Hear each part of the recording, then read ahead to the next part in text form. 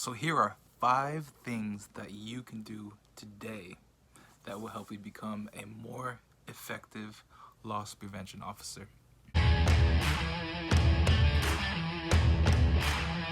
So before I go further, I promised in my last video that I would post a video of me while I was doing loss prevention.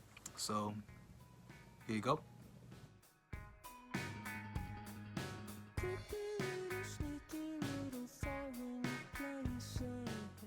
See, loss prevention isn't that boring at times. Anyways, so number 5, dress appropriately. Whether it is a uniformed position or a plain clothes position, make sure you dress for the occasion, okay?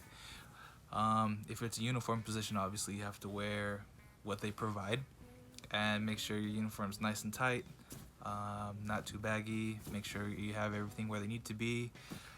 Your duty belt, your vest is zipped up all the way, and your pants are nice, and that your shoes are clean.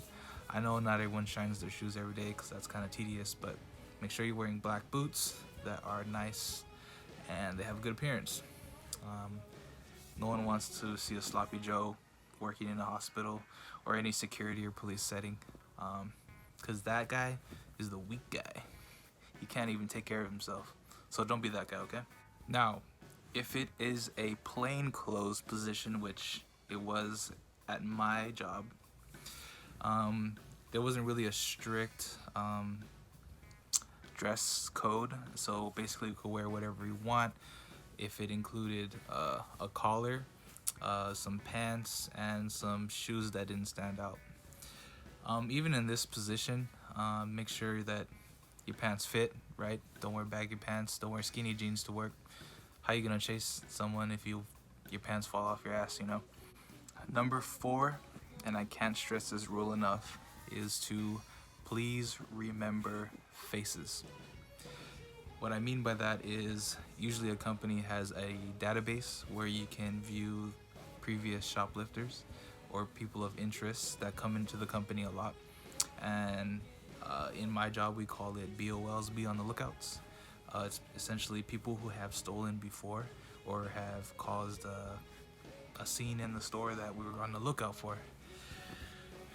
The best practice you can do, even as a new loss prevention or asset protection officer, is to learn faces and what they have done as soon as you can, okay? That would make your whole life easier, I promise.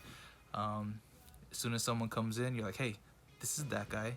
He did this thing, so we should watch him when he goes to this place, right? And sure enough, more likely than not, they'll do the same thing that they did last time because they get greedy and they think that they can get away, which they can't if you are paying attention and if you know faces. Number 3, I'm gonna name this play the role, okay? In loss prevention, you're either 2 things. You are doing camera surveillance, which is in the camera room, or you're doing live floor surveillance where you're actually on the floor watching certain scenarios, right? When you come across scenarios where, say, you're walking down an aisle and someone stops you and says, hey, do you work here? What do you say, right? If you're in plain clothes and you look like a normal shopper, say, did you need help finding something? I've been here a lot. I can probably tell you where that is. Especially when you're watching a certain individual, don't be like on the floor, like on your belly, like with binoculars, just checking them out, you know? Don't be that dumb. Then if you are, I mean, whatever. Just play your role, you know, act like a normal customer, you know, grab stuff off the shelves, look at it like a normal customer would. But make sure you always have, you know, your peripheral, you always have eyes on their hands, right on the individual's hands. Number 2, don't be scared, okay? Whether that is to make mistakes, whether that is to detain someone, and whether that is when you speak to that individual. When you begin any job, there's a certain level of uncertainty, right? Of what you can do, what you can't do. And then you try to follow the rules so much, but sometimes you can't know all the rules and all the policies and all the laws, especially when this something you're watching is gonna happen in a split second, and then you only have this much time to react, do the right thing, and do the professional thing. Don't be scared um, to make mistakes. Okay? In the loss prevention field, I can't tell you how many mistakes I've made. Whether it's losing surveillance on someone or saying the wrong thing at the wrong time, I've made hecka mistakes. Okay? So don't be afraid of those. When you do make a mistake, ask your supervisor, hey, I was having some trouble with such and such. Could you give me some advice? And then, more likely than not, your supervisors are happy to help you because you're under them. They're under your. I mean, you're under their care, so they have to, help you with your job, right? When it comes to detaining someone in a shoplifting scenario, I'd say give it like 2 or 3 detainment cases that you've made, and then you should be pretty comfortable around that time. Okay, your first detainment case will always be the scariest because all your training is put into this one moment, and you want to make sure it's perfect and that you have all your steps. I know it can be scary, so just know this: you under law, wherever you live, is under the merchant's law, where you can lawfully make a detainment based on your state's standards of citizen's arrest. Essentially, it's called the merchant's law. It can be called different things in different states, but you are legally protected when you make those detainments. So remember that. Number 2, your company hired you for a reason because they saw that you had potential. So they know that a new hire would make mistakes, but it all comes with the territory. Okay, so just remember, you will make a mistake. There's no doubting that.